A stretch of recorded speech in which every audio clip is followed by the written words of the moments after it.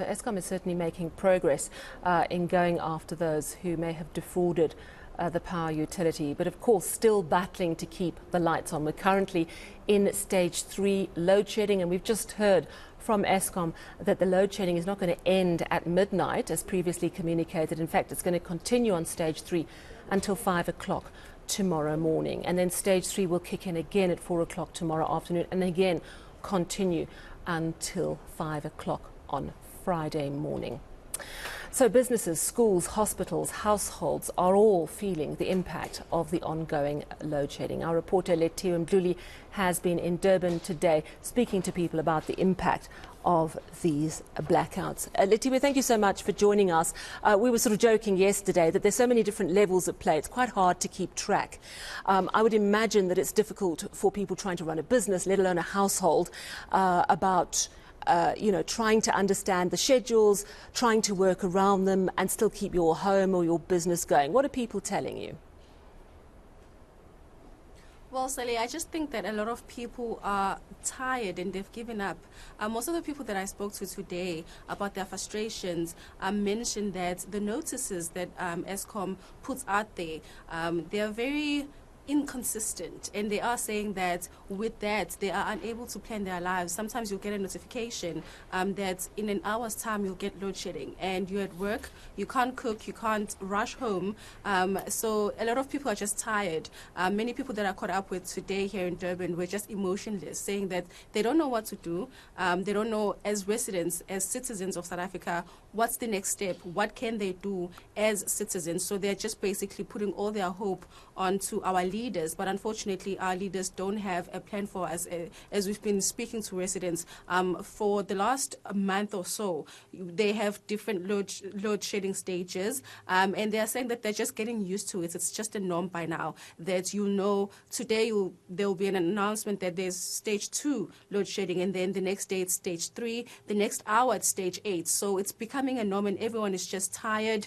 They are saying that they are hoping that a plan will come together and our leaders will be able to provide proper answers as to how the country can move forward, because of course schools, hospitals, your everyday person are affected by load shedding. The last time we did a story about load shedding, I actually spoke to a private school who shared with me that they've been struggling with keeping the computers on. They had to invest in buying a generator, but of course not a lot of schools can afford to do this, especially those schools that are in rural areas. I actually caught up with the principal from a rural area in the South Coast here in KZN who did share that they are hoping that they'll be exempted from load shedding when it comes to the exam season. A lot of people, actually matriculants, are going to be writing their exams quite soon. So they were hoping that schools will be exempt from load shedding because they need power to continue teaching, to continue learning. I also caught up with also matriculants who did share that it's quite hard for them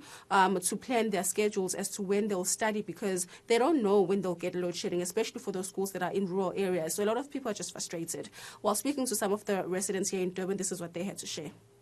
I-load shedding isiphatha kabi ngoba manje into eziningi imile futhi nanani ama-fridge ayafa, oma-TV ayafa, kaze ukubuya kwagesi uyabuya uphinde uhambe usiboshela nje into eziningi.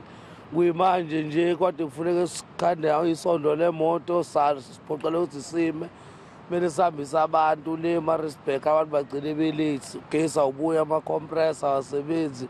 The power just going off now. Sometimes you're not even at home and you have to just try and rush home to get stuff charged, or people need to cook. Sometimes people don't even have money to buy something to eat and they haven't cooked yet. So yeah, it is a bit frustrating, a lot frustrating. We are very upset about it. We don't know what are they doing about it. Has the councillors, the government, they're just making the people to suffer. Yeah, it is a frustrating time, but of course for businesses it sometimes means the difference between keeping your doors open or having to close. What are businesses telling you in Durban? Well, Sally, I've been speaking to businesses in townships, I've been speaking to big businesses, restaurants, and they're all saying the same thing. They're losing money, and there's no way to avoid it, because once there's no power, you have to close down. And if you don't have a generator, you can't keep going. And some people have had to lay off people because of this, because you have to invest in inverters, in generators as well. And that costs money as well. You need to actually save money to do that. And in some cases, they've had to lay off people because of this.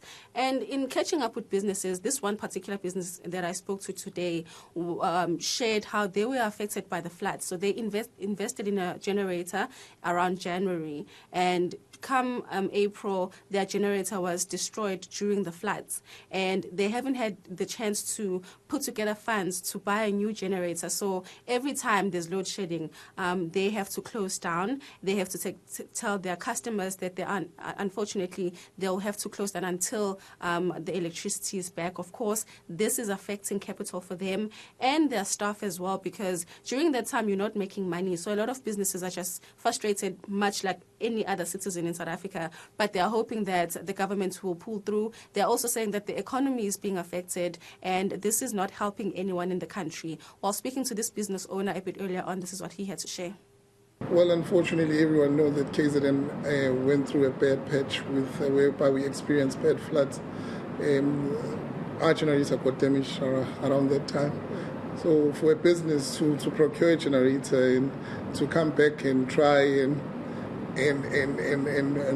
procure another one where it wasn't part of the plan, it does take a bit of time. Yeah. We are working on a solution that will work for the business, because load shedding does hit us, or whatever times that it hits us, and it really has affected the business, because sometimes we have people walking out without paying when it's dark, and you can't control people. Yeah. And overall, for security reasons as well, you just don't want to be that outlet owner that is irresponsible for customers as well. Yeah.